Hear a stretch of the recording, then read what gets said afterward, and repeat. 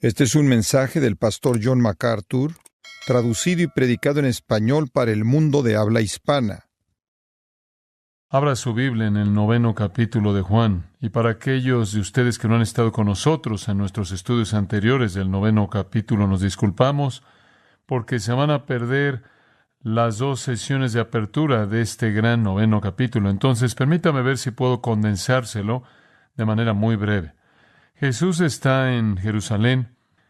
Él está pasando por una de las entradas del templo, las puertas del templo, y él se encuentra con un hombre ciego que nació ciego, él nunca ha visto. Él tiene algún tipo de ceguera de nacimiento. Él ha quedado reducido a ser un mendigo. Entonces él se sienta ahí con el resto de los mendigos en la entrada del templo, porque allí es en donde la mayoría de la gente vienen y se van. Esas personas que están preocupadas por honrar a Dios y que pueden ser más sensibles a hacer lo que deben hacer lo correcto y dar limosnas a los mendigos, y entonces esas entradas y salidas estaban ocupadas por mendigos. Jesús se encuentra con este hombre que es ciego, que obviamente no lo puede ver. Jesús se acerca a él, le da ojos, le da nuevos ojos, crea nuevos ojos. Porque como Juan nos dice, nada fue hecho excepto por lo que él hizo. Todo lo que fue hecho él lo creó, y él todavía es el creador. Él crea ojos para este hombre ciego. Él inmediatamente puede ver, y después algunos encuentros comienzan. En primer lugar, sus vecinos están tratando de entender cómo es que esto pasó, cómo es que este hombre que conocen que es ciego ahora puede ver. Entonces él pasa por una interrogación con sus vecinos y él realmente no puede responder quién hizo esto porque él nunca lo vio, no sabe simplemente exactamente cómo pasó esto, pero él está convencido de quien hizo esto es de Dios. Después él es traído a los fariseos, quienes supuestamente deben emitir algún tipo de explicación espiritual o explicación religiosa, algún tipo de explicación divina para saber cómo esto pudo pasar, porque como el hombre ciego dice, nunca se ha oído de esto en la historia del mundo que alguien que es ciego pudo ver. Y entonces hay una interrogación llevada a cabo por los fariseos. Ellos ya han llegado a su veredicto antes de que comiencen el cuestionamiento. Creen que Jesús está loco, poseído por demonios, un impostor satánico. Y con esa conclusión, su investigación no va a ir a ningún lugar. Entonces rechazan el testimonio del hombre, rechazan el testimonio de los vecinos y eventualmente terminan expulsando al hombre que ahora puede ver, y lo expulsan del edificio y realmente lo expulsan de la vida de la nación, de la vida de Israel. Él ya ha sido un paria porque cualquier persona que nacía ciega se creía que había sido maldecida por Dios por pecado, quizás el pecado de sus padres, quizás su propio pecado, y entonces él ya ha sido expulsado, y entonces él ya ha estado afuera de la sinagoga, no ha podido interactuar con la sinagoga, él ha sido un paria y alguien de afuera, y como consecuencia un mendigo. Su propia familia está avergonzada por él. Sabemos que él tiene una madre y un padre, se aparecen en la historia y realmente se distancian de él para protegerse a sí mismos, pero piénselo, si hubieran tenido algún amor hacia un hijo ciego, no habría sido él un mendigo. Habrían cuidado de él, como cualquier padre normal sensato lo haría. Entonces, este es un hombre que ha sido completamente rechazado por todo el mundo. Y ahora, cuando puede ver, él está luchando porque la gente acepte lo que ha pasado. Aquellos que son sus vecinos lo ven, pero no lo pueden explicar. Los fariseos lo ven, pero se rehúsan a verlo por lo que es. Sus propios padres lo menosprecian. Y finalmente, cuando la interrogación se acaba, versículo 34, las últimas palabras de los fariseos: tú naciste del todo en pecado y nos enseñas a nosotros, y le expulsaron. Rechazan a Jesús, rechazan al hombre, rechazan el milagro. Jesús no está ahí en este punto. Él había curado al hombre y después él se desvanece de la historia y el hombre es llevado a los fariseos por los vecinos para esta interrogación, la cual termina con que él sea expulsado y continúa como un paria, aunque él ahora puede ver. Jesús entra a la escena después en el versículo 35 y leemos esto. Oyó Jesús que le habían expulsado y hallándole, le dijo: ¿crees tú en el Hijo de Dios? Respondió él y dijo: ¿quién es, Señor, para que crea en él? Le dijo Jesús: pues le has visto, y el que habla contigo, él es. Y él dijo: creo, Señor, y le adoró. Dijo Jesús: Para juicio he venido yo a este mundo, para que los que no ven, vean, y los que ven, sean cegados. Entonces algunos de los fariseos que estaban con él, al oír esto, le dijeron, ¿acaso nosotros somos también ciegos? Jesús le respondió, si fuerais ciegos, no tendríais pecado. Mas ahora porque decís, vemos, vuestro pecado permanece. Ahora estamos avanzando de la ceguera física a la ceguera espiritual. La curación, eso es físico. Esta sección que lleva a su clímax esta historia sorprendente es acerca de ceguera espiritual y de vista espiritual. Y a lo largo de la Biblia, realmente, a lo largo de la Biblia entera, la ceguera es usada de manera metafórica para representar la condición humana de corrupción y caída y la incapacidad de comprender a Dios y la verdad divina. De hecho, en Isaías 43:8 leemos de la gente que está ciega aunque tienen ojos. En Jeremías 5:21, la gente que es necia, insensata, que tiene ojos pero no ve. En Isaías 56:10, los líderes corruptos de Israel son descritos como atalayas que son ciegos y ninguno de ellos puede ver algo. Jesús llamó a los fariseos hombres ciegos y después los llamó guías ciegos. El apóstol Pablo, según Hechos 26, fue enviado con el Evangelio a las naciones para abrir sus ojos, para que se vuelvan de las tinieblas a la luz. Eso le había pasado en el camino a Damasco, ¿no es cierto? Él había sido ciego espiritualmente, él fue cegado físicamente y después recibió vista tanto física como espiritualmente en esa experiencia del camino a Damasco.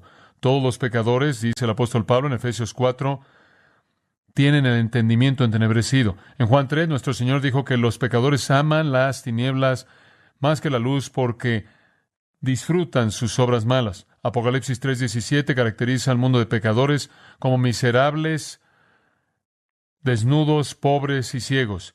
Entonces la Biblia habla de ceguera como una metáfora para ignorancia espiritual, tinieblas espirituales, corrupción espiritual, la incapacidad de conocer a Dios o conocer la verdad. Esa ceguera natural debido al pecado es multiplicada por el poder y engaño de Satanás, lo cual hace una especie de doble ceguera de lo que se habla en 2 Corintios 4, el Dios de este siglo, Satanás, ha cegado las mentes de los incrédulos para que no puedan ver la luz del Evangelio de la gloria de Cristo, quien es la imagen de Dios. Ciegos naturalmente, cegados satánicamente. Cuando esta ceguera es persistente, impenitente, cuando esta ceguera continúa de manera imparable, hay un tercer tipo de ceguera, una ceguera de juicio divino que produce una ceguera final. Isaías dijo, Isaías 44:18, no saben ni entienden. ¿Por qué? Porque Dios ha oscurecido sus ojos para que no puedan ver y sus corazones para que no puedan comprender.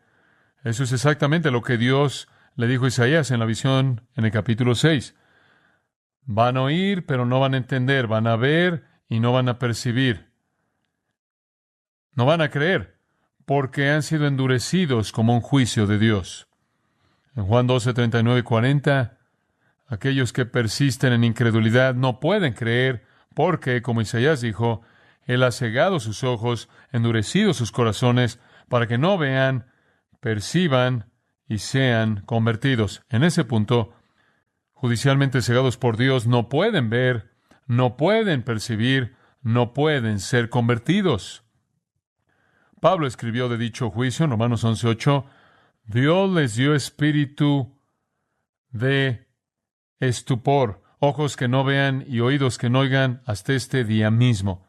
Esta es una realidad peligrosa. La ceguera natural es condenadora.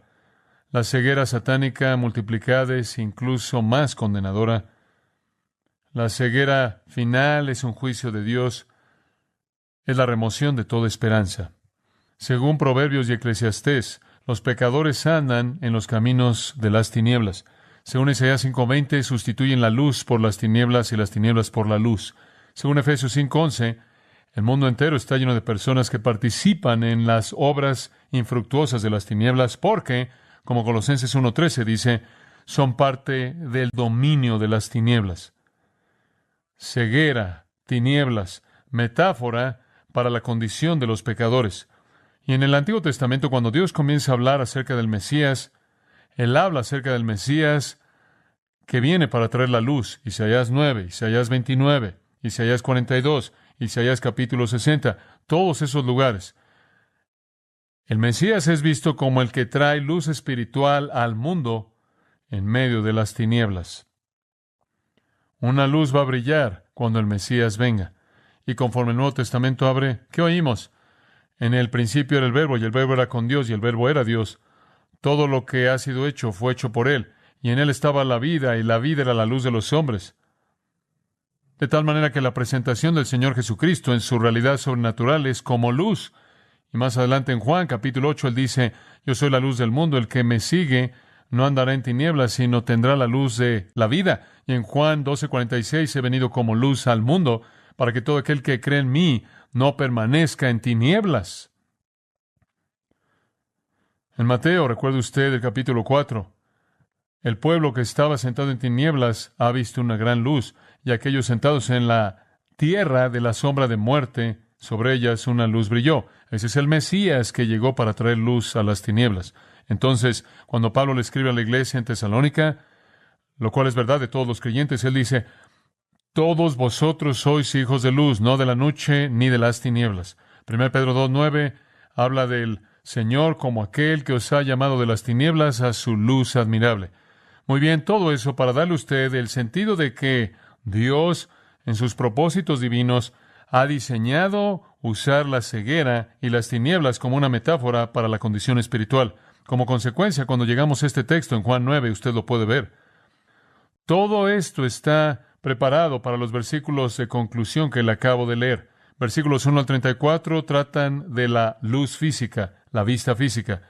Pero también hay tonos de ceguera espiritual y tinieblas espirituales manifestadas por los fariseos.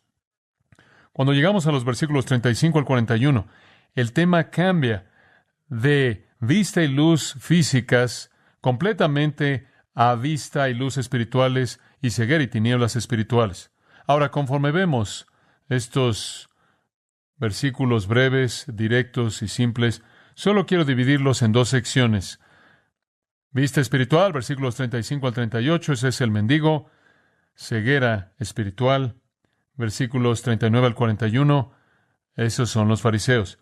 Usted tiene aquí una comparación que es edificada sobre este milagro entre la vista espiritual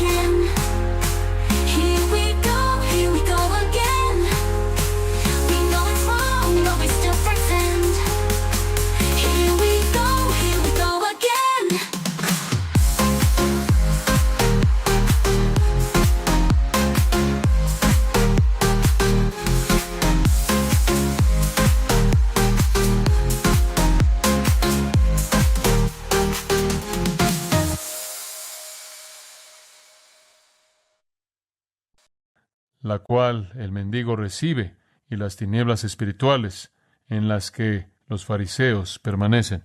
Ahora veamos la vista espiritual y al mendigo. Los versículos de apertura 35 al 38. Simplemente para darle algo de un patrón a seguir, 4 cosas definen esta vista espiritual. Muy bien, 4 cosas. Él va a ser una ilustración de uno que no solo ve físicamente por primera vez, sino que verá espiritualmente por primera vez. Hay 4 elementos. En primer lugar, y esto es muy importante, el primer elemento es la vista espiritual demanda iniciativa divina. La vista espiritual demanda iniciativa divina. Este hombre no tiene ninguna capacidad para hacer que él mismo vea físicamente, ni tiene él alguna capacidad de hacer que él vea espiritualmente. Esa es la razón por la que esta transición es hecha, porque es una ilustración tan vívida. Él no puede hacer algo para ayudarse a sí mismo. No existe algo tal en esos tiempos antiguos como un cirujano que puede arreglar algo en su ojo y capacitarlo para ver. No hay manera alguna en la que él pueda tener vista espiritual por sí mismo. No puede suceder, humanamente hablando, no puede suceder a nivel natural, físico, temporal. Si él va a ver, el cielo tiene que descender y encontrarlo, ubicarlo, y eso es exactamente lo que sucede. Versículo 35, todo lo que estaba pasando ahí en torno al área del templo, y donde quiera que fuera que esta interrogación se llevó a cabo, todavía se está llevando a cabo. Entonces Jesús oye que lo habían sacado, y me encanta esto, y hallándole, este es el paralelo. Recuerde usted, de regreso en el capítulo 5, el hombre en el estanque de Betesda, ahí tomó su lecho y caminó, corrió a los fariseos, el mismo tipo de interrogación, el mismo tipo de encuentro, y dice ahí en ese mismo capítulo 5, y creo que es el versículo 14, Jesús lo halló, Jesús lo encontró. Así es como usted recibe vista espiritual. Todo comenzó en una iniciativa divina, todo comenzó por un propósito soberano en la mente de Dios. Lucas 19:10, Jesús dice, el Hijo del Hombre ha venido a buscar y salvar lo que se había perdido. No solo el salvar, sino el buscar. Romanos 3, no hay quien busque a Dios. No sabremos a dónde acudir, no sabremos qué buscar o a quién buscar. Entonces Él es el buscador. Él le dice a sus apóstoles en Juan 15:16, no me habéis elegido a mí, yo os he elegido a vosotros. Mateo 18, el Hijo del Hombre ha venido a salvar lo que se había perdido.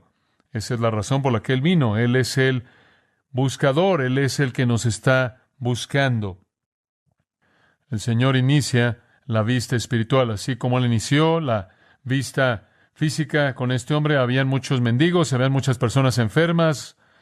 Le dije que habían muchas personas ciegas en el mundo antiguo. Él buscó a este hombre para sus propios propósitos, sus propias intenciones soberanas del reino. Él lo buscó cuando este hombre nunca lo pudo hallar, totalmente ciego. Cristo siempre es el iniciador de la salvación, siempre el salvador buscador. De nuevo, el hombre ciego no tiene poder para darse a sí mismo vista física. Tampoco el pecador tiene algún poder para darse a sí mismo vista espiritual. Tiene que ser iniciada, inaugurada en el cielo. Entonces Jesús encuentra al hombre. Aquí es en donde la vista espiritual comienza. Esta es una ilustración poderosa de esto, una ilustración muy poderosa, porque este es un hombre sin esperanza, inútil, y así lo es todo pecador. Así lo es todo pecador. Entonces él lo encuentra, y él inicia una conversación muy corta. Aquí de nuevo hay poca información. Estos relatos en el Nuevo Testamento están condensadas. No pensamos que la conversación fue limitada a esto, pero esta es la esencia que Dios nos ha revelado. Él dice, ¿crees en el Hijo del Hombre? Esa es una pregunta realmente importante. Una pregunta muy importante. Este hombre está bien adiestrado en el Antiguo Testamento, aunque no ha estado en una sinagoga. Este hombre ha absorbido la verdad del Antiguo Testamento, aunque no puede leer. No sabemos cómo, pero él es muy sabio. Él sabe, por ejemplo, que no hay registro jamás en la historia de que alguien fue sanado de ceguera. Él sabe eso. Él también sabe lo que caracteriza a un profeta. Y entonces él ya ha dicho de Jesús, Él es de Dios. Él ha dicho, Él es uno que hace la voluntad de Dios. Él es uno a quien Dios oye. Él es un profeta. Entonces, él es un hombre muy astuto. Él también conoce el título Hijo del Hombre. Él está familiarizado con Daniel 7, en donde ese título mesiánico sobresale. Escuche lo que Daniel, capítulo 7, dice. A Daniel se le dio una visión, y es en la noche, capítulo 7, 13. Seguí mirando en las visiones de la noche, y aquí con las nubes del cielo, uno semejante a un hijo del hombre venía. Ese es un título mesiánico. Esto presenta la venida de el Mesías para establecer su reino. Se acercó al anciano de días, ese es Dios Padre, y fue presentado delante de él. A él se le dio dominio, gloria y un reino para que todos los pueblos, naciones, hombres de toda lengua puedan servirle. Su dominio es un dominio eterno que no pasará y su reino es uno que no será destruido. Este no es Dios, porque este es uno que viene a Dios. Este es uno a quien Dios le da este reino eterno, universal. Este es el Mesías y él es el Hijo del Hombre, lo cual es una profecía de que él será encarnado. Pero los judíos todos entendían el título mesiánico, el Hijo del Hombre. Por cierto, aparece 13 veces en el Evangelio de Juan, porque es familiar en la plática de los judíos, porque conocen Daniel 7 como refiriéndose al Mesías. Entonces nuestro Señor le dice, ¿crees en el Hijo del Hombre? ¿Crees en el Mesías? ¿Crees en teología mesiánica? ¿Crees que el Mesías va a venir para establecer su reino? ¿Crees eso? Entonces aquí está el primer paso al traer vista espiritual. Un hombre espiritualmente ciego, entenebrecido, es hallado por Cristo para los propios propósitos salvadores de Cristo. Toda la vista espiritual inicia desde el cielo porque Dios es el buscador. La segunda cosa que quiero que vea aquí, en este caso de vista espiritual, es que la vista espiritual no solo comienza en la iniciativa divina, sino que demanda fe. Demanda fe. Versículo 36. Esta es simplemente una afirmación asombrosa. Respondió y le dijo, ¿quién es, Señor, para que crea en él? ¡Qué afirmación tan asombrosa! Aquí hay un hombre que está listo para creer. Él simplemente quiere saber en quién creer. Me gustaría tener tiempo de desarrollar eso como una teología, porque lo que usted está viendo aquí es la esencia de la doctrina de la regeneración en operación. Este hombre está listo para creer. Él simplemente quiere saber qué creer. Esto no es fácilmente entendido. No es debido a lo que decimos que la gente cree. Es debido a lo que Dios ha hecho para abrirlos, para creer que responden a lo que decimos. Esto es algo sorprendente. Aquí hay un hombre que está diciendo, estoy listo para creer. ¿En quién creo? Muéstrame en quién creer. ¿Allá hay un corazón preparado? ¿Esa es tierra buena? Entonces, ¿quién es, Señor? ¿Ve la palabra Señor ahí? Él no sabe quién es, entonces él no está llamando a Jesús Señor en el sentido de Señor con mayúscula, sino en Señor con minúscula. La palabra curie puede ser usada como Señor, como usted lo vería en alguna versión, los señores y las damas en ese tipo de idea. Entonces, aquí creo que él todavía lo está usando en el sentido común. ¿Quién es él, Señor, con S minúscula, para que pueda creer en él? Algo ha estado sucediendo en su corazón. Esta iniciativa divina no solo es física, no solo Jesús lo encuentra, sino Dios, por el poder del Espíritu Santo, está abriendo su corazón para creer. Y todo lo que necesita es como Lidia, cuyo corazón el Señor abrió. ¿Se acuerdan en el libro de los Hechos? El corazón de este hombre está abierto. Lo único que él quiere saber es quién. ¡Qué sorprendente milagro divino! Este no es algún tipo de acto racional en donde usted es convencido de que este hombre necesita creer en base a hechos. El Espíritu Santo lo ha capacitado para creer incluso antes de que los hechos se vuelvan claros. Entonces la iniciativa divina y una respuesta de fe. ¿Quién es? Para que pueda creer en él. Hay una tercera característica en la vista espiritual. Comienza en iniciativa divina. Demanda fe. En tercer lugar, la vista espiritual confiesa a Jesús como Señor. En donde está el milagro de vista espiritual, habrá una confesión de Jesús como Señor. Observa el versículo 37. Le dijo Jesús, él había dicho, ¿en quién creo? Pues le has visto. Le has visto, lo estás viendo. Y el que habla contigo, él es. Wow. Me parece interesante que no sé cuánto este hombre había oído a Jesús enseñar. Ciertamente él no había visto ningún milagro. Habían muchas personas que vieron milagros, toda la población vio milagros, no podían superar las tinieblas espirituales. Pero Dios está superando sus tinieblas espirituales al darle fe, y lo único que él quiere saber es en quién debe colocar esa fe. Jesús dice, pues le has visto, y el que habla contigo, Él es. Soy yo. ¿Se acuerda allá atrás en el capítulo 4 cuando la mujer en el pozo, la mujer samaritana, dijo, bueno, sabemos que Cristo va a venir, y Jesús responde al decir, el que habla contigo, yo soy, yo soy. Y ella creyó, y la aldea entera de Sicar creyó. Este es un milagro divino. Él dijo, Señor, creo. Él no dijo, ¿podrías darme alguna evidencia de por qué debo creer eso? No sé lo que él había oído, lo que él había conocido. Fue suficiente para él que Jesús le había dado la capacidad de ver, que ya había declarado acerca de Jesús todas esas cosas que dije. Él es de Dios, Él viene de Dios, Él es oído por Dios, Él es un profeta. Ahora Él sabe que es un profeta de Dios, y si un profeta de Dios dice, yo soy el Hijo del Hombre, yo soy el Mesías que ha sido esperado por mucho tiempo, eso es suficiente para este hombre. Corazón preparado. Y él dijo, Señor, creo, y ahora el Señor recibe una S mayúscula, es Curi en él, con S mayúscula. Él ha pasado de Señor con S minúscula al Señor de señores. Este es el Señor en su plenitud y en el sentido más elevado y sublime.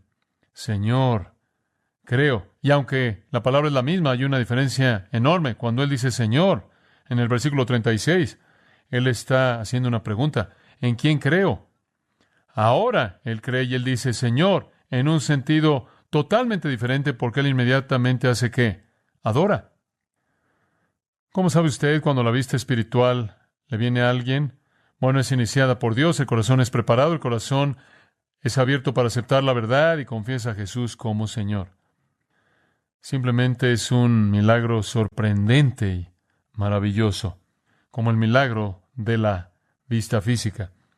Estamos comenzando a acumular aquí una lista de creyentes, ¿no es cierto? Allá atrás, cuando comenzamos el Evangelio de Juan, fue Pedro y Andrés, y Felipe y Nataniel, y después Nicodemo se apareció, y quizás todavía no un creyente, pero él va en esa dirección. Y eventualmente se vuelve un creyente, se aparece en la sepultura de nuestro Señor. Pero hasta ahora tenemos que limitarlo a Pedro, Andrés, Felipe, Nataniel, y después esa mujer samaritana en el capítulo 4, y después la gente de la aldea de Sicar, y después algunos discípulos verdaderos en el capítulo 6, y ahora podemos agregar al hombre ciego a nuestra pequeña lista de creyentes verdaderos. Cada uno de ellos es un milagro divino y sobrenatural. Cuando nuestro Señor le dijo a Pedro, carne y sangre no te ha revelado esto, sino mi Padre que está en el cielo, eso no solo fue verdad de Pedro, eso fue verdad de cualquier persona que jamás ha sido llevada a la fe, toda persona. Un mendigo pobre que no había visto nada en toda su vida, ahora ve físicamente y, lo que es más importante, ve claramente al Hijo del Hombre. Se le ha dado vista. Él está viendo la gloria de Dios en la faz de Jesucristo. Se le ha dado vista. Y finalmente, la vista espiritual básicamente demanda iniciativa divina, responde con fe, reconoce a Jesús como Señor y, en cuarto lugar, resulta en adoración. Así es como el versículo 38 termina. Le adoró. Todo está en esa afirmación simple. Él lo adoró. Que el todo de lo que es un creyente está ahí, todo está ahí. Toda parte de eso está ahí. Juan 4 se acuerda de los versículos 20 al 24. El Padre busca adoradores verdaderos que lo adoran en espíritu y en verdad. ¿Cómo sabe usted cuando alguien es un creyente? Porque él se vuelve un ¿qué? Un adorador. ¿Cómo sabe usted que usted es un cristiano? No porque usted repitió una oración, no porque usted le pidió al Señor que hiciera algo por usted, no porque usted fue conmovido emocionalmente en una reunión y se sintió sentimental por Jesús. ¿Cómo sabe que usted es un creyente? ¿Cómo sabe que usted ha sido transformado? Porque usted se ha vuelto un adorador, un adorador. Esa es la razón por la que le dije a usted antes. Esta perspectiva narcisista, sentimental, centrada en uno mismo hacia el Evangelio, crea una dependencia interminable de que el sistema que fue ofrecido originalmente es la respuesta a lo que toda persona quiere que se le siga dando a esa persona y que se le dé lo que la persona quiere. Es imparable. ¿Cómo convierte usted a esa persona en uno que es un adorador totalmente abnegado? Este hombre cae de rodillas en adoración. Lo opuesto de regreso en el versículo 59 del capítulo 8, cuando Jesús declaró quién era él a los fariseos, tomaron piedras para apedrearlo. Eso es lo que la ceguera espiritual produce. Esto es lo que la vista espiritual produce. Entonces, si usted está haciendo la pregunta, ¿cómo sé si soy salvo? Pregúntese si ama a Cristo, si ama a Dios, si ama al Espíritu Santo, si desea ser obediente, si desea honrar, agradar al Señor, si usted es un adorador. Estábamos hablando en la reunión de ancianos la otra noche acerca de algunas cuantas personas que no vienen a la iglesia y los hemos buscado y dan todo tipo de, usted sabe, de excusas, usted sabe, tengo otras cosas y tal, me molesta y demás. El meollo es, esas personas lo más probable es que no son creyentes, porque los creyentes adoran. Esa es la prioridad de su vida. Y no estoy diciendo que el único lugar en el que usted adora es en la asamblea colectiva de la iglesia. No es así. Pero esto es lo que lo levanta a usted y lo fortalece y lo alienta para el resto de esas horas cuando usted adora como una persona independiente. Esto es crítico. Esto satisface el anhelo de nuestro corazón, honrar al Señor, oír del Señor, exaltar al Señor, alabar al Señor, adoradores. Entonces aquí hay un hombre con dos biografías. Él es ciego físicamente, él es ciego espiritualmente, él es buscado por el Señor físicamente, él es buscado por el Señor espiritualmente.